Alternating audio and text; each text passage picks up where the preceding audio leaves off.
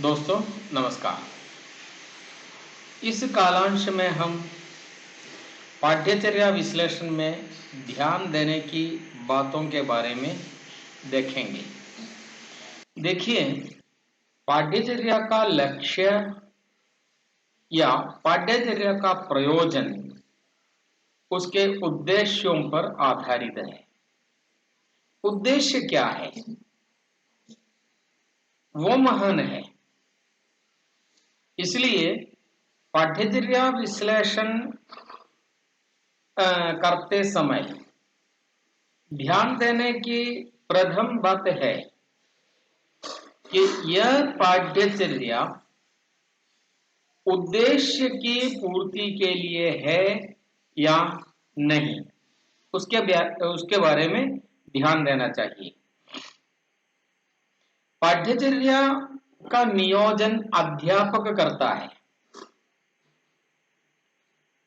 पाठ्यचर्या कितनी भी विशिष्ट हो, कितनी भी महान पाठ्यचर्या समझे, उसका नियोजन अध्यापक करता है। इसलिए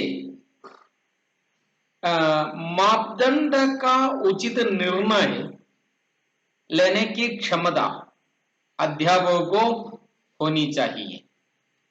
अध्यापक क्षमतावान हो, यह भी पाठ्यचर्या विश्लेषण करते समय देखने की बात है। पाठ्यचर्या और क्रियान्वित पाठ्यचर्या, लिखित पाठ्यचर्या और क्रियान्वित पाठ्यचर्या।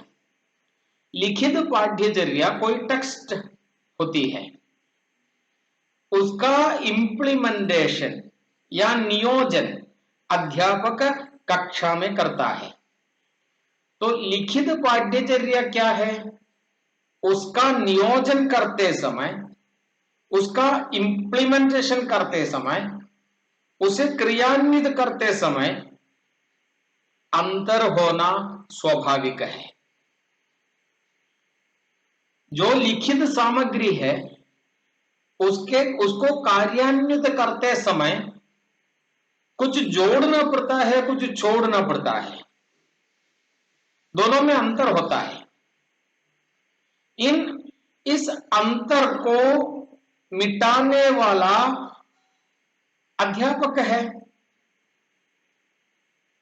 यह भी ध्यान देने की बात है। इस अंतर को मिटाने वाला अध्यापक है, वो एक महत्वपूर्ण कार्य है। तो पाठ्यचर्या बनाते समय, पाठ्यचर्या का विश्लेषण करते समय यह देखने की बात है कि यह अध्यापकों के लिए कक्षा में इंप्लीमेंट करते समय अध्यापकों के लिए सुचारू रूप से कर सकते हैं या नहीं। पाठ्यचर्या विश्लेषण करते समय देखनी चाहिए कि पाठ्यचर्या लचीली होनी चाहिए, क्योंकि लिखित सामग्री रिजिड होती है, उसमें कोई परिवर्तन असंभव है। लेकिन उस लिखित सामग्री के अंदर ऐसी व्यवस्था होनी चाहिए कि उसे इंप्लीमेंट करते समय लचीली बनाकर, लचीली माने फ्लेक्सिबल बनाकर उद्देश्यों में परिवर्तन किए बिना, लक्ष्य में परिवर्तन किए बिना, प्रयोग में केवल परिवर्तन करने के लिए वो सुविधा पाठ्यचर्या में होनी चाहिए, तभी तो पाठ्यचर्या अच्छी पाठ्यचर्या बनती है।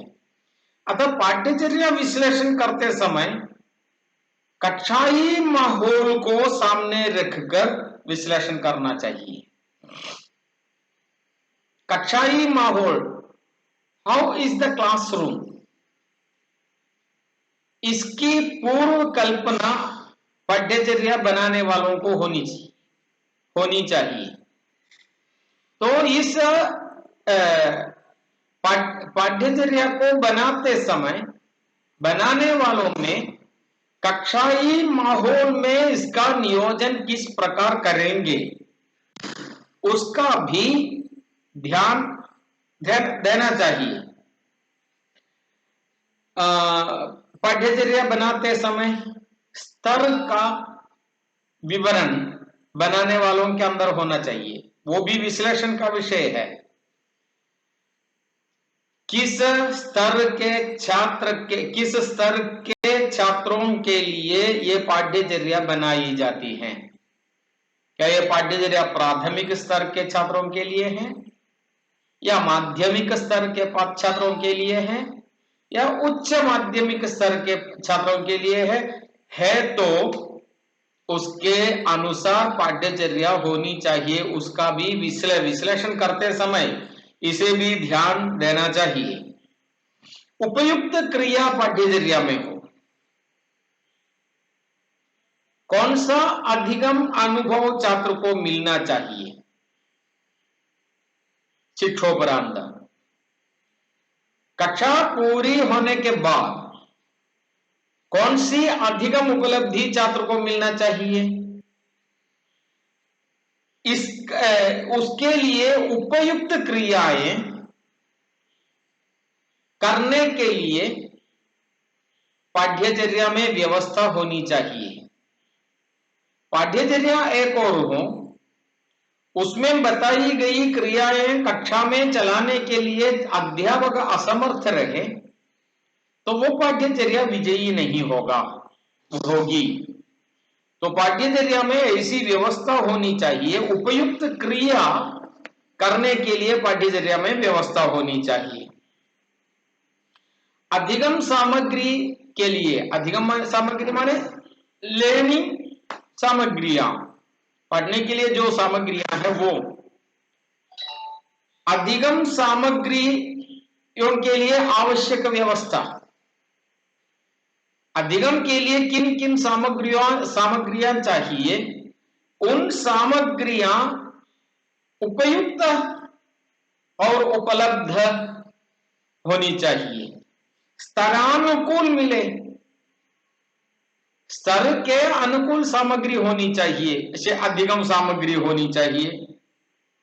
इसका भी विश्लेषण करते समय ध्यान देने की बातें हैं। हाँ, पाठ्यचर्या है, अधिगम सामग्री है। पाठ्यचर्या 5वीं कक्षा के बालकों के लिए है, समझो, लेकिन अधिगम के लिए जो सामग्री है वो 10वीं कक्षा के छात्रों के लिए है। तो ऐसी सामग्रियां उपलब्ध अच्छी नहीं होगी। जिस स्तर के छात्र हैं उस स्तर के छात्रों को अधिगम सामग्रियां पाठ्यचर्या में प्रस्तावित करना चाहिए। और पाठ्य पुस्तक की रचना पाठ्यचर्या का एक विशेष काम है। पाठ्यचर्या का एक विशेष काम है पाठ्य पुस्तक की रचना। पाठ्य पुस्तक की रचना करते समय छात्र को ध्यान में रखकर पाठ्य पुस्तक की रचना करनी चाहिए। छात्र के स्तरानुकूल पाठ्य पुस्तक हो, वो भी पाठ्यचर्या विश्लेषण करते समय देखने की बात है। पाठ्यचर्या ऐसी पाठ्यचर्या होनी चाहिए कि अध्यापक और छात्र दोनों को सही दिशा प्रदान करने वाली हो, और अध्यापक और छात्र इन दोनों को सहभागिता देने के लिए योग्य पाठ्यचर्या हो, और निश्चित स्तर के लिए निश्चित पाठ्यचर्या हो। निश्चित स्तर के लिए 5वीं कक्षा के लिए 5वीं कक्षा की उपयुक्त पाठ्यचर्या हो। क्यों? स्तरानुकूल पाठ्यचर्या बनने पर एक अच्छा सामाजिक बनने के लिए छात्र सक्षम होगा। और पूरे देश में, समझो, संपूर्ण भारत में 5वीं कक्षा के लिए एक ही अधिगम उपलब्धि प्राप्त करने के लिए पाठ्यचर्या हो। पाठ्य पुस्तक कुछ भी हो, पाठ्य पुस्तक में जो विषय है छात्र के जीवन से संबंधित होना चाहिए, सो तो ठीक है। पुस्तक में जो भी पाठ जो भी हो, कहानी हो, कविता हो, उपन्यास हो, लेख हो, नाटक हो, कोई बात नहीं, लेकिन उससे उपलब्ध होने वाली अधिगम उपलब्धियां, पाठ्यचर्या उद्देश्य, समझो संपूर्ण भारत में 5वीं कक्षा के लिए एक प्रकार के पाठ्यचर्या उद्देश्य हो, तो शिक्षा में एक रूपता होने की संभावना है। तो क्षमता, समाज कुछ भी हो, प्रदेश कुछ भी हो, क्षमता समान मिले, वो भी पाठ्यचर्या विश्लेषण करते समय देखने की बातें हैं। अगले एक विषय को लेकर हम फिर मिलेंगे, तब तक नमस्कार।